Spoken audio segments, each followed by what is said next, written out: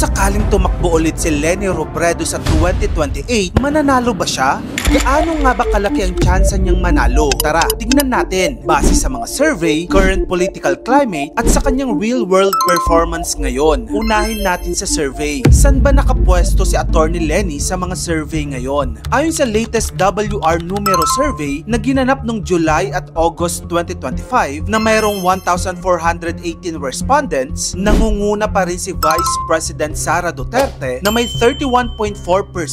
Ang taas. Pero kung titignan mo, bumaba siya ng 7 points. Kasi noong April, 38% siya. Pero ang nakakagulat, tumaas si dating Vice President Leni Robredo sa 13.3%, second place nationwide. Sumunod naman si Raffy Tulfo, Bongo at Amy Marcos. Kapansin-pansin din na marami ring hindi pa sigurado sa kanilang preference sa 2028, 18%. Ibig sabihin, ang block na yan ang pwedeng magpabago ng laban kung mag-o-organize si Attorney Leni. Kaya kung numero ang basihan, hindi pa siya frontrunner. Pero ang kanyang trend, pataas. From 9% early 2024 to 13.3% ngayong 2025. That's momentum. Ngayon, bakit nga ba lumalakas ulit ang pangalan ni Leni? Simple lang, kasi hindi lang siya politician. May pinapatunayan talaga siya sa ground level. Ang best example ay ang Angat Buhay Foundation na itinuturing na most trusted foundation sa bansa ngayon. Yung mga malalaking kumpanya at mga celebrities dito lagi nagdo-donate. Sa Angat Buhay Foundation nila ipinagkakatiwala ang kanilang mga pera at donasyon. Example,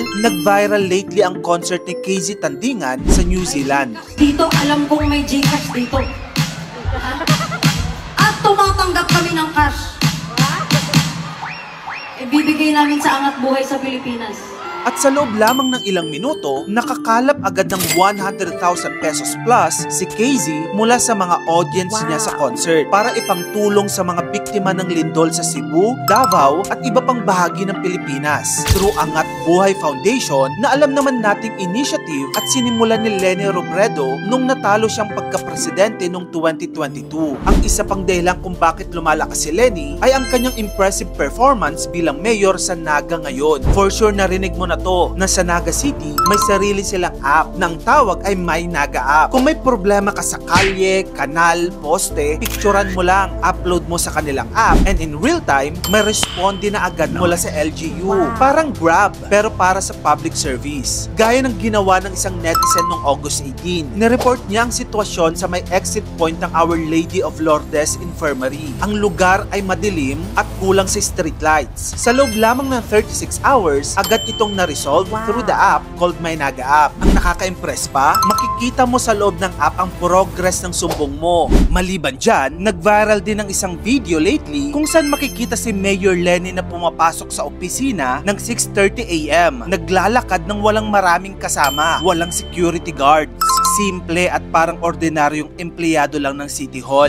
Maliban sa mga viral post na yan, naglalakihang projects din ang ongoing na ngayon sa Naga. Nandyan ang Naga River Esplanade na parang Pasig River Walk pero mas malinis. Meron ding Metro Naga Sports Complex for regional athletes. Andyan din ang 6 na detention funds para sa flood control ng buong lungsod. Malinaw, hindi lang yung proyekto na pang photo op, may timetable at budget transparency lahat. Bukod sa performance niya sa Angat Buhay Foundation at bilang mayor ng Naga, dumarami na rin kasi ngayon ang youth voters, mga kabataan na hindi qualified na bumoto noong 2022 pero sa 2028 pwede na. At marami sa kanila ang kinukonsider si Attorney Leni. Pero wait, real talk muna tayo. Kaya ba talaga manalo ni Leni sa 2028? Ang sagot, wala pang nakakaalam. Maliban kasi sa survey, malakas pa rin ang regional voting preferences sa Pilipinas. Bagamat solid ang Bicol region kay Leni na may 4 million votes, matatag pa din ang hawak ng mga Duterte sa Visayas at Mindanao na may 27 million voters. Habang sa Luzon na may napakalaking 40 million registered voters, hati pa din. Marami ang nagsasabi na wala nang balak si Mayor Leni na tumakbo ng pagkapresidente sa 2028. Marami ring mga Bicolano ang ayaw na siyang patakbuhin dahil baka bastusin na naman ang reputasyong nabuo niya, lalong-lalo na ng mga supporters ng kanyang mga kalaban. Ikaw, ano sa tingin mo? Kung tatakbo ba si Leni sa 2028, iboboto mo ba siya? Tara, pag-usapan natin sa comment section. Take note lang po ha, be respectful sa pagko-comment. Kung gusto mo pa ng mga ganito pang klaseng content, i-follow mo na ako. Mag-subscribe ka na rin sa aking YouTube channel. Yun lang, maraming salamat sa panonood.